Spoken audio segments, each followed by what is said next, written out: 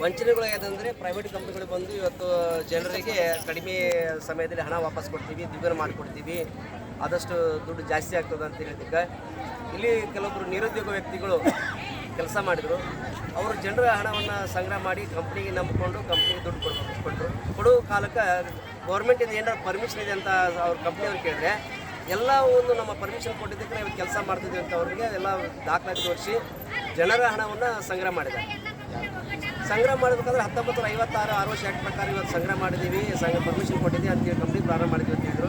ಆ ರೀತಿಯಾಗಿ PSL India insurance company ಹಾಗೂ ಅಗ್ರಿಗೋಲ್ಡು, ಅಗ್ರಿಲ್ಸು, ಸಾಯಿ ಪ್ರಸಾದ್, ಜನಸ್ನೇಹ, ಕ್ರಾಫ್ಟೋ, ಗರಿಮಾ, ಗುರುಟೇಕು ಹೀಗೆ ಸಾಕಷ್ಟು ಕಂಪ್ನಿಗಳಿದೆ. ಇವತ್ತು ಒಂದು ಇರಲ್ಲ, ಸುಮಾರು ಸಾವಿರಾರು ಕಂಪ್ನಿ ಇವತ್ತು ಹುಟ್ಟು ಹಾಕ್ಕೊಂಡಿದ್ದಾರೆ. ಆ ಹುಟ್ಟು ಹಾಕ್ಕೊಂಡು ಇವತ್ತು ಜನರ ಕಡಿಮೆ ಅವಧಿಯಲ್ಲಿ ಸಣ್ಣ ಪುಟ್ಟ ಹಣವನ್ನು ಜಮಾಯಿಸಿ ಜನರಿಗೆ ವಾಪಸ್ ಕೊಡ್ತೀವಿ 6 ವರ್ಷದಲ್ಲಿ 5 ವರ್ಷದಲ್ಲಿ ಜನ ಇವತ್ತು ಕೂಲಿ ನಾಲಿ ಮಾಡೋರು, ಬಡ ಕಾರ್ಮಿಕರು, ಮಧ್ಯಮ ವರ್ಗದವರು, ಇವತ್ತು ಮಹಿಳಾ ಒಂದು ಕೆಲಸ ಮಾಡ್ತಕ್ಕಂಥ ಉದ್ಯಮಿಗಳು ಎಲ್ಲರೂ ಇವತ್ತು ಮಕ್ಕಳ ಭವಿಷ್ಯಕ್ಕೂ ಅಥವಾ ಏನೋ ಒಂದು ಮಕ್ಕಳ ಮದುವೆಗೂ ಏನೋ ಬರುತ್ತಂತ ಮುಂದಿನ ಭವಿಷ್ಯಕ್ಕಂತ ದುಡ್ಡನ್ನು ಸಂಗ್ರಹ ಮಾಡಿ ಕೊಟ್ಟರು.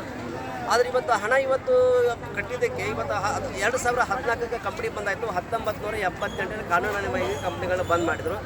ಸೆಬಿ ಮತ್ತು ಈ ನಮ್ಮ ಸುಪ್ರೀಂ ಕೋರ್ಟ್ ಆರ್ಡರ್ ಆಗಿದೆ. ಆ ಒಂದು ಪ್ರಕಾರವಾಗಿ ನಿಮಗೆ 6 ತಿಂಗಳೊಳಗಾಗಿ ಹಣ ವಾಪಸ್ ಕೊಡ್ತೀವಿ ಅಂತ ಹೇಳಿದರು. ಇನ್ನೂ ತನ 2014 ಬಂದಾದರೂ ಕೂಡ ಇನ್ನೂ ತನಗೆ 10 ವರ್ಷ ಕಳೆದರೂ ಇವತ್ತು 1 ರೂಪಾಯಿ ಕೂಡ ಇವತ್ತು ಸರ್ಕಾರ ಕೊಟ್ಟಿಲ್ಲ.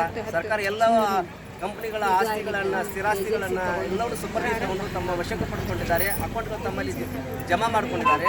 ಹೀಗಾಗಿ ಏನಾಗಿದೆ ಅಂದರೆ ಕಂಪ್ನಿ ಮಾಲಕರಿಗೆ ಅಂದರೆ ಸರ್ಕಾರ ಕೊಡಬೇಕು, ಸರ್ಕಾರ ಜಮಾ ಮಾಡ್ಕೊಂಡು ಅಂತ ಹೇಳ್ತಾರೆ. ಸರ್ಕಾರ ಇವತ್ತು ಯಾವ ಕಾರಣಕ್ಕೂ ಕಣ್ಣೆತ್ತು ನೋಡ್ತಾ ಇಲ್ಲ. ಜನರಿಗೆ ಭಾಳ ಅನ್ಯಾಯ ಆಗಿದೆ. ಅನ್ಯಾಯ ಮಟ್ಟದಲ್ಲಿ ಇವತ್ತು ಜನ ಇವತ್ತು ಸಾವು ನೋಡಿದ್ದಾರೆ, ಆತ್ಮಹತ್ಯೆಗೆ ಶರಣಾಗಿದ್ದಾರೆ. ಲಕ್ಷಾಂತರ ಜನ ಆತ್ಮಹತ್ಯೆಗೆ ಹೋಗಿದ್ದಾರೆ. ಹಾಗೆ ಇವತ್ತು ಊರು ಬಿಟ್ಟು ಹೋಗಿದ್ದಾರೆ, ವಲಸೆ ಹೋಗಿದ್ದಾರೆ. ಇವತ್ತು ಮಹಿಳೆಯರು ಕೂಡ ಮನೆ ಬಿಟ್ಟು ಇವತ್ತು ಮನೆ ತೋರೋದು, ಗಂಡನ ಮನೆ ಇಲ್ಲ, ಇವತ್ತು ಅವ್ರ ಮನೆ ಇಲ್ಲ, ನಡುಮಧ್ಯೆ ಜೀವನ ಮಾಡುವಂಥ ಪರಿಸ್ಥಿತಿ ಆಗಿದೆ. ಇಲ್ಲಿ ಗ್ರಾಹಕರು ತುಂಬ ಕಿರುಕುಳದಿಂದ ಜನರಿಗೆ ಬೆಸೋತ್ತು ಇವತ್ತು ಆತ್ಮಹತ್ಯೆ ಶರಣ ಆಗ್ತಿದ್ದಾರೆ. ಅದಕ್ಕೆ ಆದಷ್ಟು ಬೇಗ ಈ ಸಮಸ್ಯೆಯನ್ನು ಮುಕ್ತಿ ಮಾಡಬೇಕು. ಈಗಾಗಲೇ ಬರ್ಡ್ಸ್ ಆ್ಯಕ್ಟ್ ಅಂತೇಳಿ 2019 ಜಾರಿ ತಂದ ಕೇಂದ್ರ ಸರ್ಕಾರ ಕಾನೂನನ್ನು ಜಾರಿ ತಂದದಕ್ಕೆ ಇಲ್ಲಿಯವರೆಗೆ ದಾಖಲಾತಿ ತೆಗೆದುಕೊಂಡಿದ್ದಾರೆ.